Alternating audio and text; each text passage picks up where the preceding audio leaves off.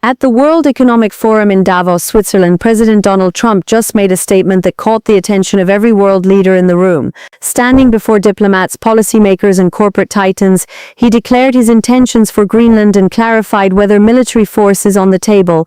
The answer? It depends on how you interpret what comes next. But to understand why this moment matters, we need to understand what he actually said and what he didn't say.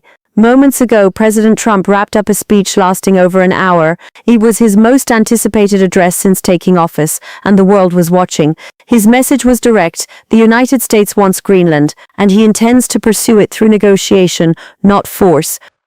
We never asked for anything, and we never got anything. We probably won't get anything unless I decide to use excessive strength and force, where we would be, frankly, unstoppable. But I won't do that. Okay? Now everyone's saying, oh, good. That's probably the biggest statement I made, because people thought I would use force. I don't have to use force. I don't want to use force. I won't use force. All the United States is asking for is a place called Greenland. That statement, delivered with deliberate emphasis, was described by the president himself as the most significant line of the entire speech. Why? Because in the days leading up to this address, speculation had been swirling. Would the United States actually consider using military power to take control of a NATO ally's territory? Trump acknowledged that tension directly. He said people expected him to act with force. He said the United States could act with force, but then he added he won't. Still, he made it clear this is not a passing idea. This is policy. The president called for immediate negotiations to begin the process of acquiring Greenland, and he framed it not as an aggressive demand but as what he termed a small ask. So what does that mean for Denmark, for Greenland, and for the NATO alliance itself? CNN chief White House correspondent Caitlin Collins was on the ground in Davos, standing just outside the room where Trump delivered his remarks. She described a noticeable shift in the atmosphere as the speech unfolded. At first there was laughter. Trump opened by greeting what he called friends and enemies in the audience.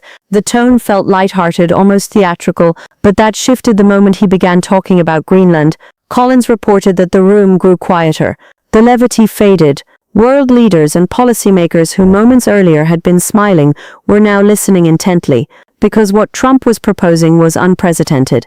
He invoked history. Specifically, he referenced the 1940s when the United States established military bases on Greenland during World War II. At the time, Denmark was occupied by Nazi forces, and the U.S. moved in to secure strategic positions in the Arctic. Trump used that historical context to argue that the United States has long-standing ties to Greenland, and in his view, certain rights. But there's a critical distinction here. During World War II, the U.S. operated on Greenland under agreement with Denmark. It was a partnership born out of wartime necessity, not ownership. When the Cold War ended, those arrangements evolved. The U.S. still maintains a presence at Thule Air Base, but Greenland has never been American territory.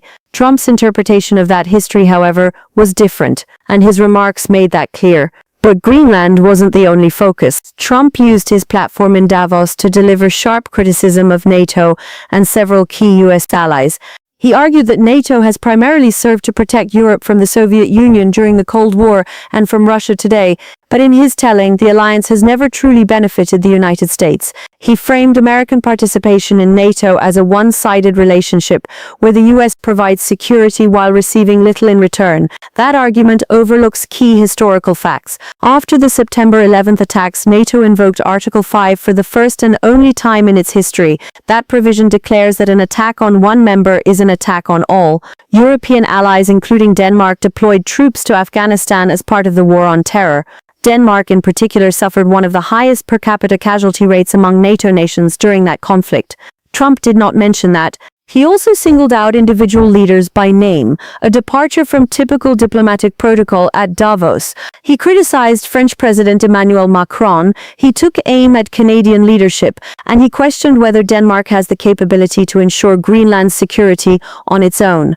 Collins noted that she had covered multiple U.S. presidents speaking at the World Economic Forum over the years. She said she had never seen an American leader use that stage to openly criticize NATO allies in such direct terms, and that raises a critical question.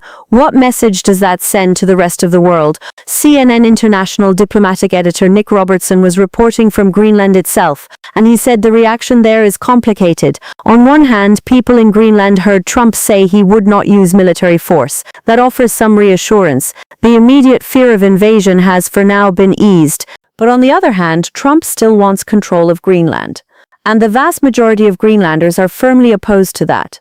So even without the threat of military action, they are still living under the shadow of a U.S. president who has made clear he intends to pursue their territory. Robertson spoke to locals who expressed skepticism. Can they trust this president? That was the question many were asking. Trust, he said, is low. There's also a deeper concern. Greenland has received strong support from European allies, particularly Denmark, but also from broader NATO and EU partners. French President Macron, for example, recently called for increased NATO military training exercises in the Arctic, including near Greenland. A Danish naval vessel was deployed as part of that effort, a visible signal that NATO can and will provide security in the region. But now Trump has openly criticized those very allies. He belittled their capabilities, he questioned their relevance, and for people in Greenland, that creates uncertainty. If their strongest supporters are being publicly undermined by the U.S. president, will those allies continue to stand firm? Robertson said that concern is real and growing. CNN chief international anchor Christiane Amanpour weighed in on what Trump's speech means for U.S.-Europe relations moving forward. She described the address as quintessentially Trump, over an hour long, mixing scripted remarks with off-the-cuff commentary, touching on a wide range of topics. But she said the most significant moment was his explicit statement that he would not use force to acquire Greenland.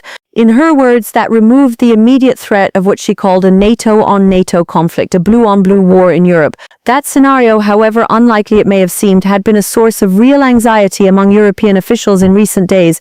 But Amanpour also pointed out that the next question is whether Trump will pursue economic pressure instead. He has already threatened tariffs on European nations, including the United Kingdom. He did not mention tariffs explicitly in this speech, but the implication was clear. If Europe does not cooperate on Greenland, there may be consequences. She also noted that Trump distorted certain historical facts. He suggested the U.S. owned Greenland during World War II. That's not accurate. The U.S. had a military presence there, yes, but always under treaty with Denmark. That presence expanded during the Cold War, but it was never about ownership. It was about strategic access. Still, Trump's framing of history serves a purpose. It lays the rhetorical groundwork for his argument that the U.S. has a legitimate claim to Greenland. Whether that argument holds up under scrutiny is another matter entirely. But here's where this becomes more than rhetoric.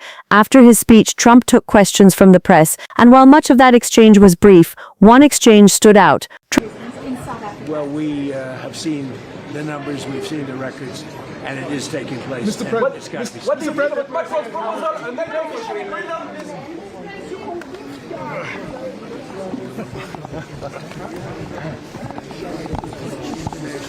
Trump reiterated his position. He wants negotiations to begin immediately. He framed the issue not as territorial expansion, but as a matter of national security and international stability. In his view, Greenland's strategic location in the Arctic makes it a critical asset and one that the United States should control.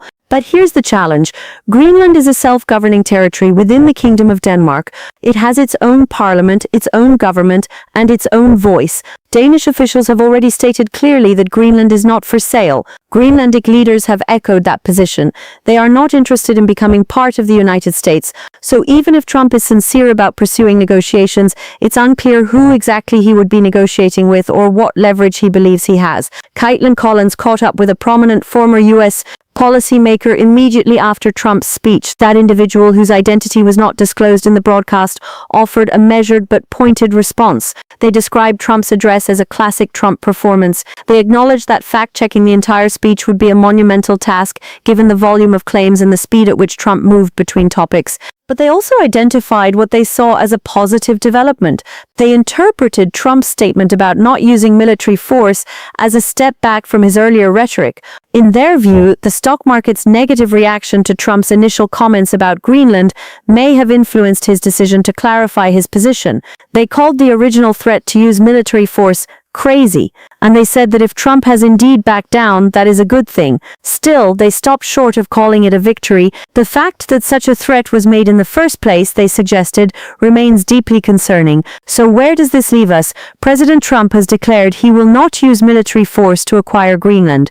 That removes one extreme scenario from the table, but he has also made clear that he intends to pursue the territory through other means, starting with immediate negotiations. Denmark and Greenland have both rejected the idea. European allies are watching closely, many of them stung by Trump's public criticisms, and within Greenland itself there is uncertainty, skepticism, and concern about what comes next. This is not a resolved story, it is an evolving one, and the decisions made in the coming weeks by the United States, by Denmark, by Greenland, and by NATO will shape not just the future of the Arctic, but the future of transatlantic relations. This is the moment history will judge. This is the moment history will judge.